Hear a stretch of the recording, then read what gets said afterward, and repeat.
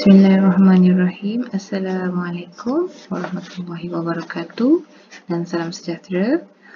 Baik, hari ini kita akan sambung perbincangan bagi topik cahaya untuk kertas 2. Okey, kita tengok soalan yang pertama. Kiraja menunjukkan satu sinar cahaya dituju secara normal ke sisi AB bagi sebuah prisma kaca. Diberi bahawa indeks kebiasan bagi prisma itu ialah 1.5. Okey, maka N kat sini ialah 1.5. Okey, sekarang sinar tuju datang daripada sebelah kiri. Okey, pergi ke sisi AB untuk prisma kaca ni. Jadi sudut tuju dia ialah kosong, dia tak ada sudut tuju, kosong. Okey. Kemudian dia akan terus sehingga ke sisi AC. Sisi AC. Okey, cahaya akan bergerak dalam garisan yang lurus, tidak terbias. Okey, jadi soalan yang pertama, berapakah sudut tuju bagi sinar pada AB? Okey, kerana dia tiada pembiasan, maka sudutnya adalah kosong. Okey, kosong.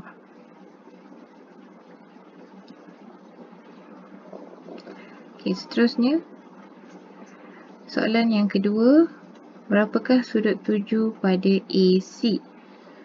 Okey, sudut tuju pada AC manakan sisi AC adalah bersudut 45 darjah, maka sinar yang datang adalah bengkok. Okey, first sekali kita akan lukis garisan normal untuk nampak soalan ni lebih jelas. Okay, awak kena lukis garisan normal. Garisan normal adalah bersudut 90 darjah dengan sisi AC. Okey. Okey, so ini ialah garisan normal kita. Dan sudut tuju pada AC mestilah sama dengan sudut yang di sini. Kerana dia adalah sudut yang sama dekat sini. Okey, ini ialah sudut 45 darjah.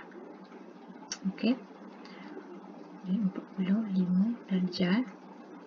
Okey, kalau awak belajar dalam matematik, okey, sudut ni adalah sama dengan sudut yang diberi kat sini.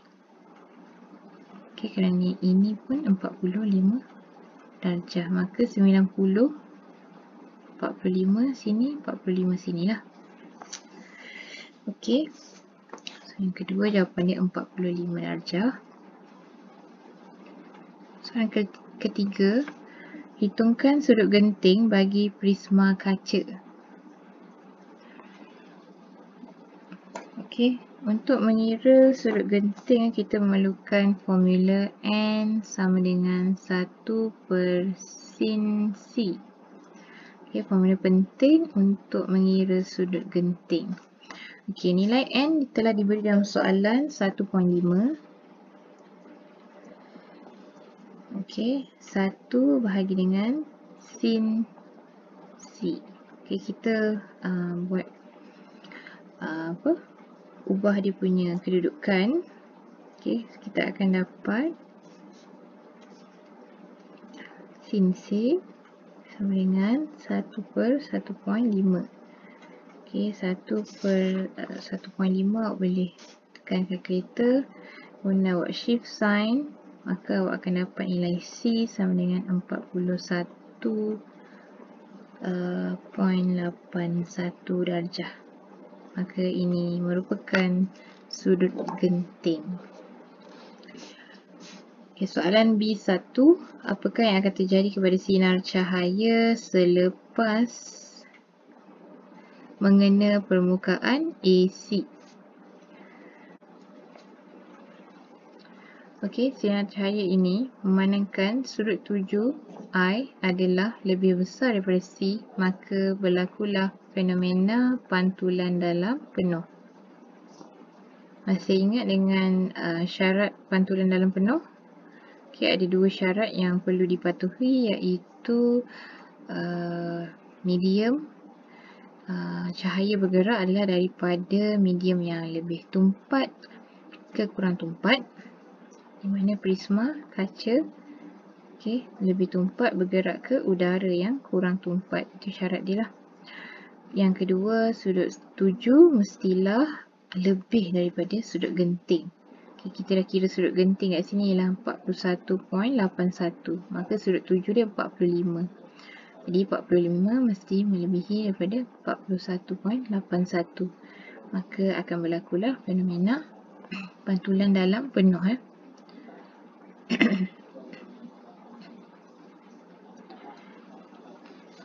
Jadi jawapan awak ialah apa yang akan terjadi kepada sinar cahaya. So, jawapannya ialah pantulan dalam penuh.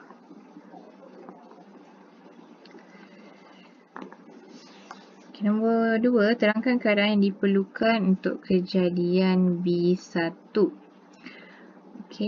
So dia tanya kita syarat lah apa yang membolehkan kejadian ataupun fenomena pantulan dalam penuh ni berlaku.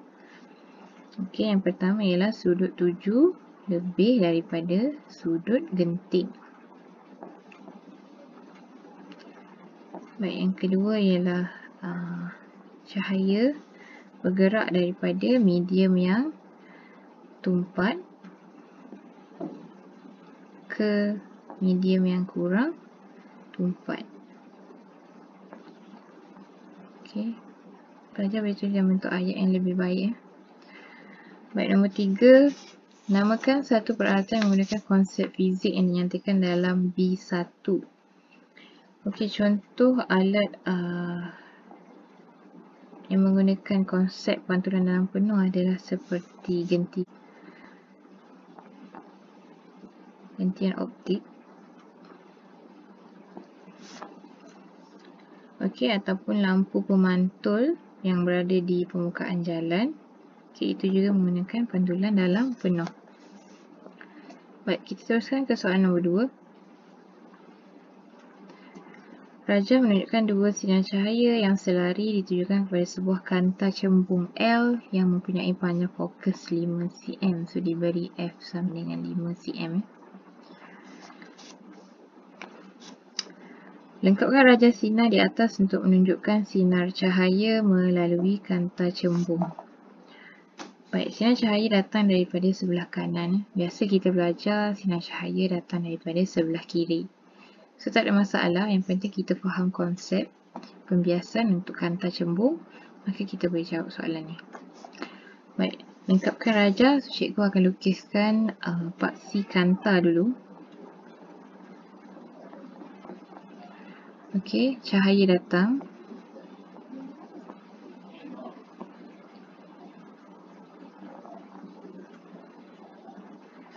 Sebab dia ada dua, so kita lukislah dua. Dia dah bagi keyword kat sini ialah F sama dengan 5 cm. Maka daripada paksi kanta ke F kita mesti 5 cm. So, awak boleh kira lah 1, 2, 3, 4, 5. Maka F adalah berada di sini. So, ini adalah F kita. Kemudian apabila cahaya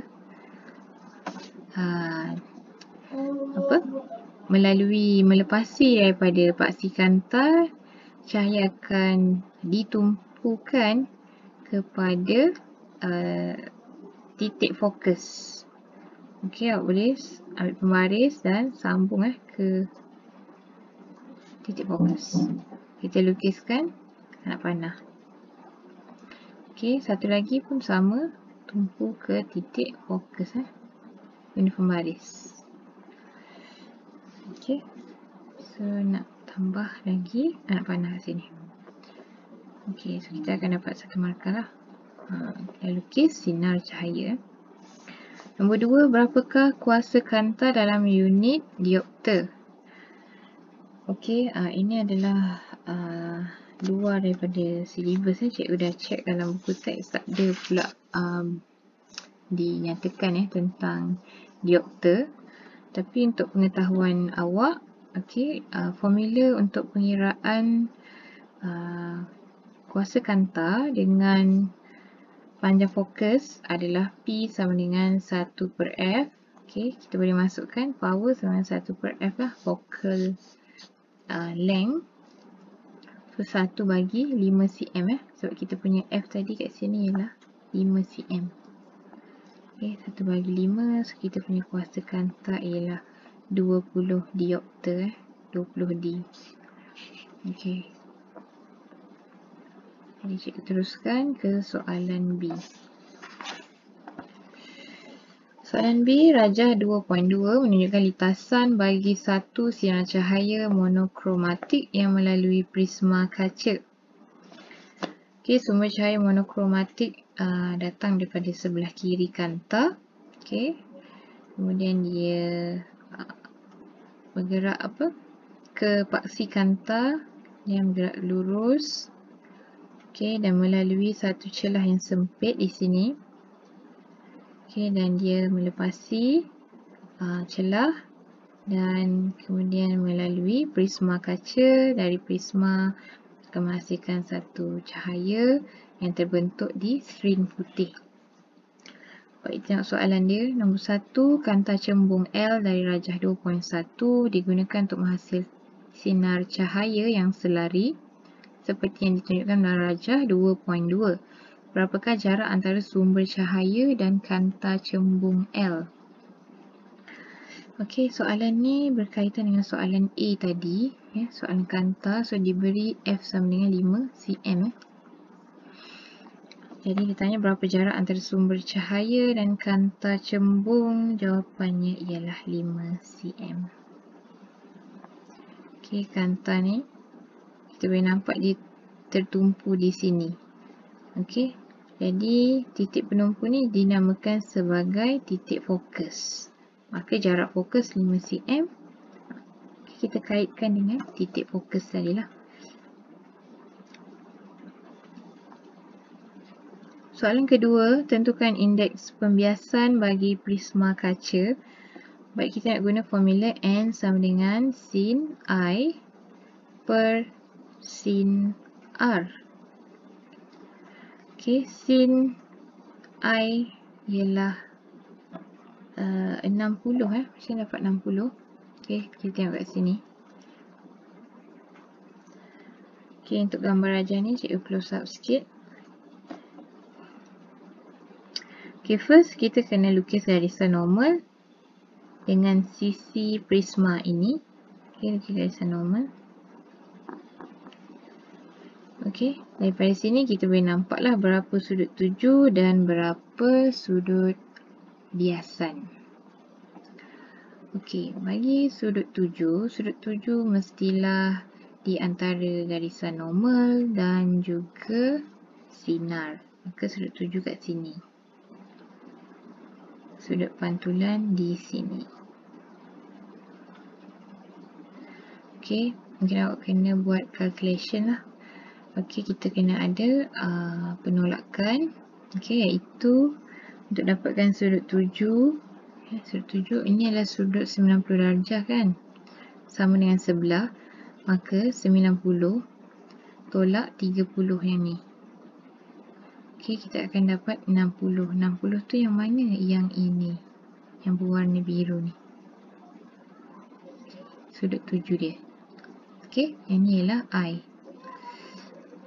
R kat mana? R ialah, cikgu warnakan dengan warna lain. Kuning. R kat sini sudut mesti di antara sinar dan juga garisan normal. So ini pun kita kena tolak lah. Kena tolak. Yang ni 35 sini sebelah 35. Ini adalah, ini 55. Sini 55. Yang ni ialah 35 Macam dapat 35, 90 tolak 55 awak akan dapat 35 darjah. Ini ialah R. Kat sinilah. Ni R. sekarang kita tengok balik dia punya formula sin 60 darjah bahagi sin 35. Okey, sama dengan, so awak boleh calculate lah berapa, tekan calculator. So kita akan dapat jawapan akhir ialah 1.51. Tak ada unit sebab ini ialah indeks pembiasan. Okey, kita teruskan ke soalan yang ketiga. Rajah menunjukkan seorang murid berdiri di tepi sebuah kolam dapat melihat seekor ikan dalam kolam. Baik, soalannya ialah dalam rajah lukiskan lintasan sinar cahaya yang membolehkan murid itu melihat ikan tersebut. Okey, first kita kena lukis cahaya daripada ikan pergi ke permukaan air dan seterusnya pergi ke mata murid. Okey, kita boleh lukis garisan normal dulu di hadapan ikan. Okey, kemudian cahaya daripada ikan pergi ke titik antara garisan normal dan permukaan air ni. Okey, anak panah mesti masuk ke dalam mata. Kemudian cahaya akan terbias apabila bergerak ke medium yang berbeza ketumpatan. Jadi cahaya akan masuk terus ke dalam mata. Okey. Jadi ini ialah dia punya sudut RD. Okey, kat sini ialah I.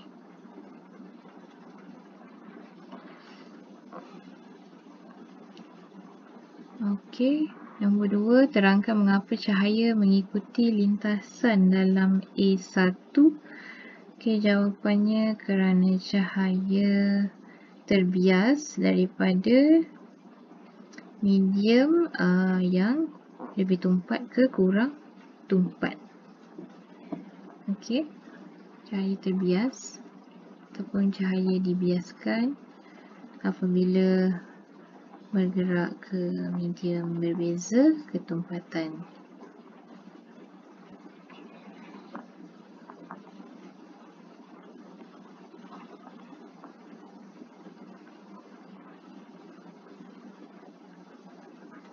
Okey, satu lagi poin ialah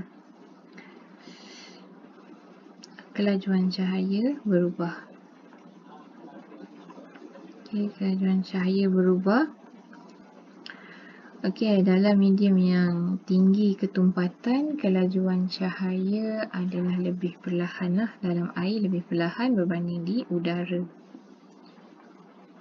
Seterusnya, seorang juruselam dapat melihat seekor udang kara yang tersembunyi di belakang seketul batu dalam air seperti yang ditunjukkan dalam rajah 3.2.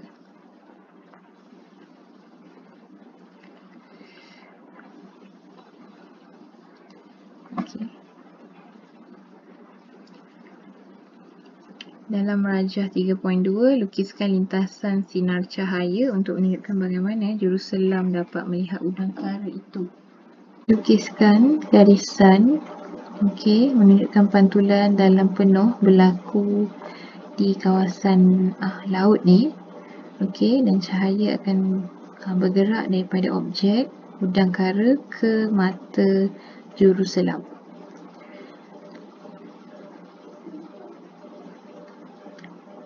Kemudian namakan fenomena yang terjadi. Fenomena ini dinamakan sebagai fenomena pantulan dalam penuh.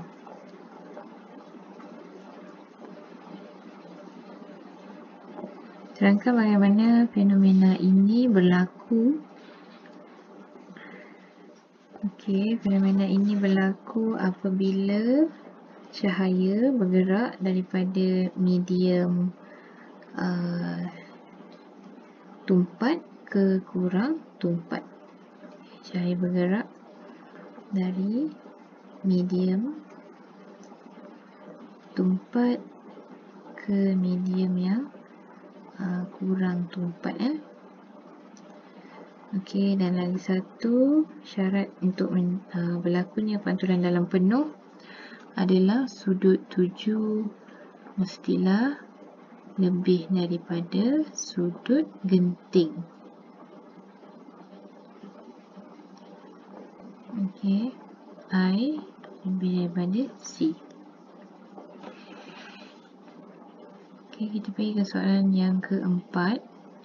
Apakah kegunaan cermin cembung yang ditambahkan pada cermin satah? Cermin satah yang di sinilah, di bahagian side mirror ni, dan cermin cembung yang kecil ni lah. Okey, kegunaan cermin cembung untuk kita dapat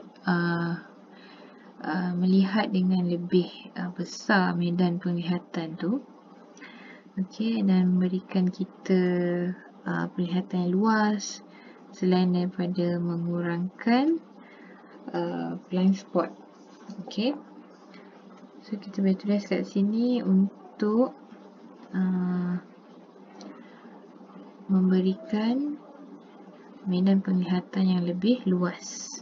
Okay. Medan penglihatan yang lebih luas. Baik, soalan B, namakan fenomena yang menyebabkan pembentukan imej.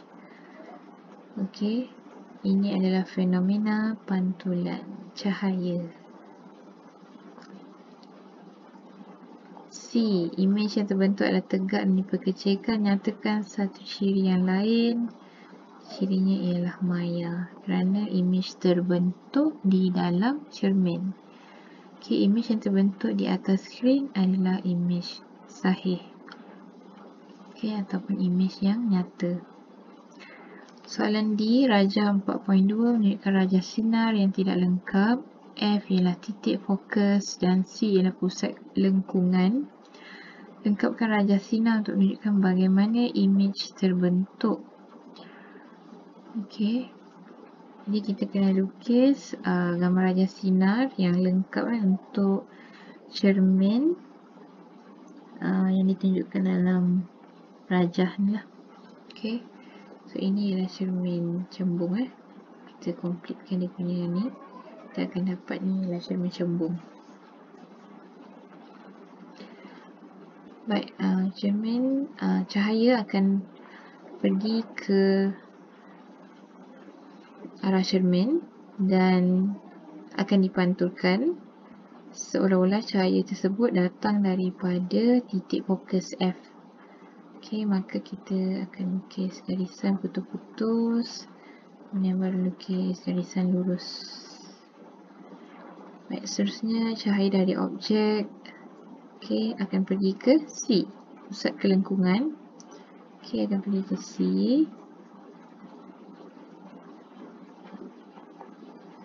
Tapi cahaya itu pergi dan terpantul semula. Soalan nombor 5. Rajah 5 menunjukkan imej tarikh bagi suatu kalender apabila dilihat melalui kanta pembesar. Kita nampak imej dalam kanta lebih besar. Nyatakan fenomena yang membolehkan tarikh kalender diperbesar. Ini ialah fenomena pembiasan. Kita menggunakan kanta pembesar. So, kanta mestilah pembiasan cermin pantulan. Soalan B. Apakah perubahan saiz imej jika kanta pembesar diganti dengan kanta cekung? Kanta cekung menghasilkan imej yang lebih kecil. Dan imej tersebut mempunyai ciri-ciri yang berbeza lah dengan kanta cembung. Jadi saiz lebih kecil. Saiz imej lebih kecil. Baik, soalan C1, kanta pembesar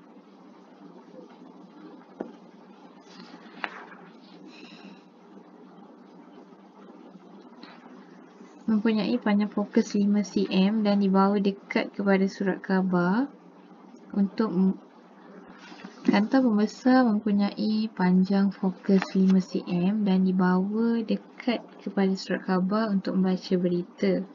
Jika jarak antara surat khabar dan pusat kanta pembesar ialah 2 cm, hitungkan jarak imej dari kanta pembesar. Buat yang ni kita kena guna formula thin length formula kanta nipis. Okey, 1/f sama dengan 1/u tambah 1/v. Okey, kat sini dia dah bagi panjang fokus 5. Kemudian jarak antara surat khabar dan pusat kanta ialah 2 cm. Tekan jarak imej, so maka ini ialah jarak objek u kita lah, ini f. Okey, so sekarang kita kena kira v. Okey, berapakah jarak imej? Okey, cara nak kira sebab dia adalah pecahan, so kena berhati-hatilah. Okey, sekarang kita masukkan dulu apa nilai yang diberi, 1/5, 1/2 tambah 1/v. Okey, kita jadikan 1/v sebagai perkara rumus. 1/v sama dengan 1/5 tolak 1/2.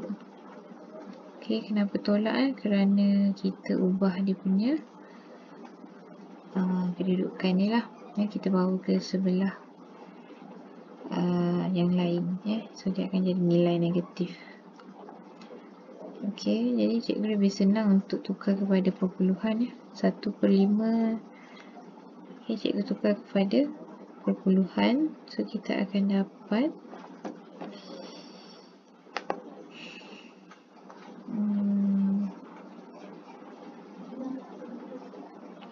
0.2 tolak 0.5.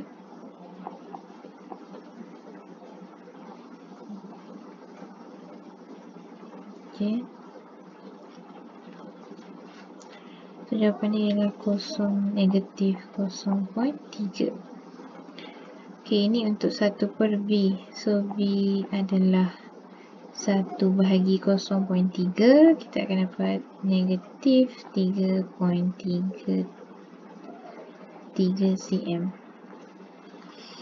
Okey, maka kerana imej yang kita dapat adalah nilainya negatif, maka imejnya adalah maya. Okey, kita teruskan. Soalan kedua, tentukan pembesaran imej yang dihasilkan. Okey, guna formula pembesaran M sama dengan V/U. V ialah 3.33. Untuk formula pembesaran tak perlu ambil nilai negatif, hanya ambil magnitude saja. Okey, bahagi dengan 2 cm. So, kita akan dapat 1.67. Soalan yang ketiga, dalam tempat kosong di bawah, lukiskan rajah sinar untuk menunjukkan bagaimana imej terbentuk. Okey, untuk kanta pembesar, kita lukis dulu gambar kanta. Okey, paksi kanta. Paksi utama. Okey, so kita punya kedudukan objek adalah di hadapan titik fokus kanta. Okay, so objek akan duduk dekat sini. Okay, objek kita akan pergi ke kanta. Cahaya akan pergi ke kanta. Kemudian cahaya juga akan pergi ke pusat kanta. Okey, dan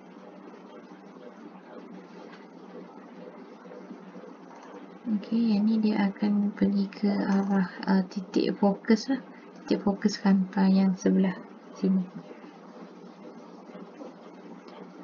Okey, so dia tak ada persilangan, maka kita kena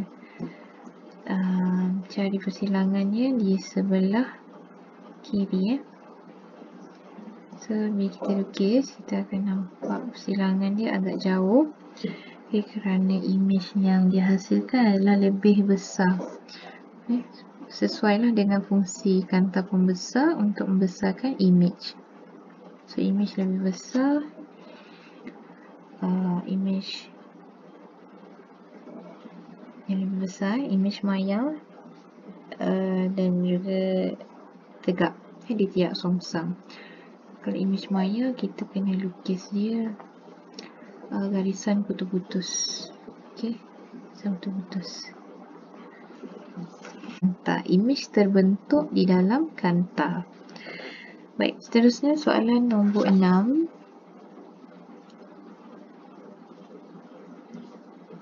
Okey, tengok ni gambar baby. Seorang bayi bersandar pada satu cermin satah. Dinamakan fenomena cahaya yang membentukkan imej. Okey, senang je soalan ni. Ini adalah fenomena pantulan cahaya.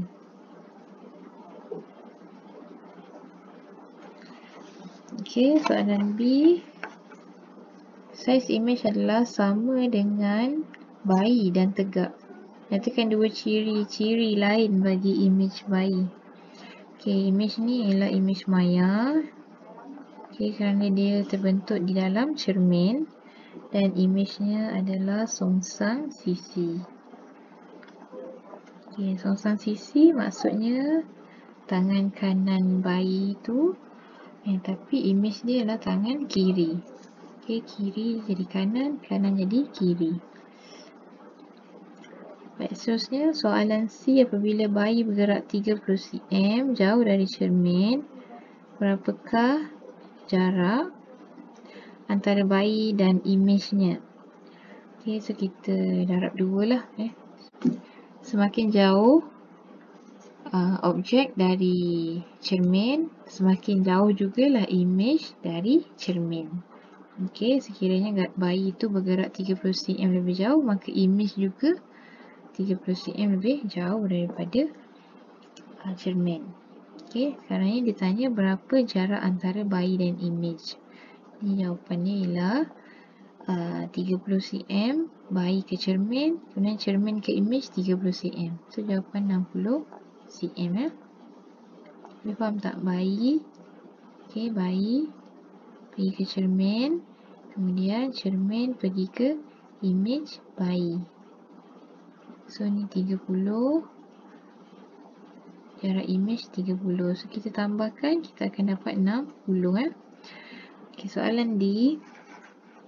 Jika huruf F diletakkan di hadapan cermin, bagaimana kelihatan huruf itu?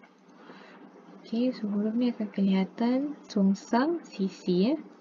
Dia bukan songsang, dia songsang sisi. Terbalik kiri dan kanan.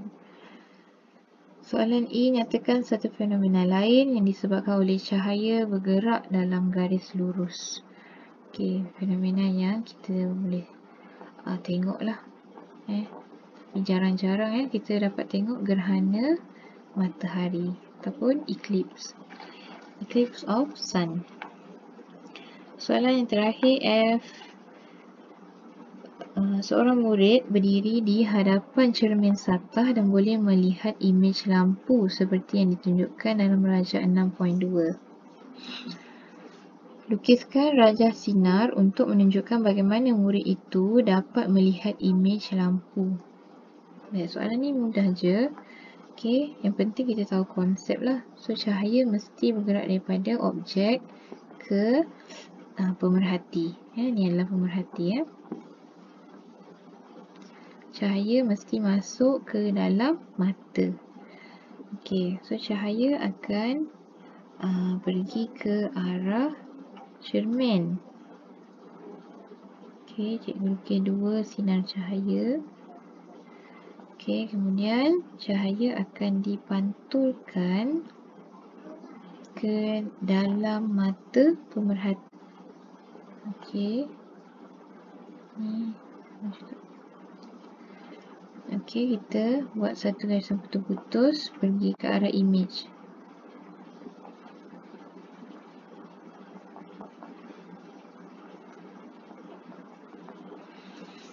Okey. Kalau guna pembaris dia nampak lebih kemas guna pembaris lah. Untuk dalam cermin ni kita kena lukis garisan putus-putus yang menunjukkan imej tu ialah imej maya. Okey, so itu saja untuk perbincangan bagi kertas 2 tajuk cahaya. Okey, terima kasih. Assalamualaikum dan salam sejahtera.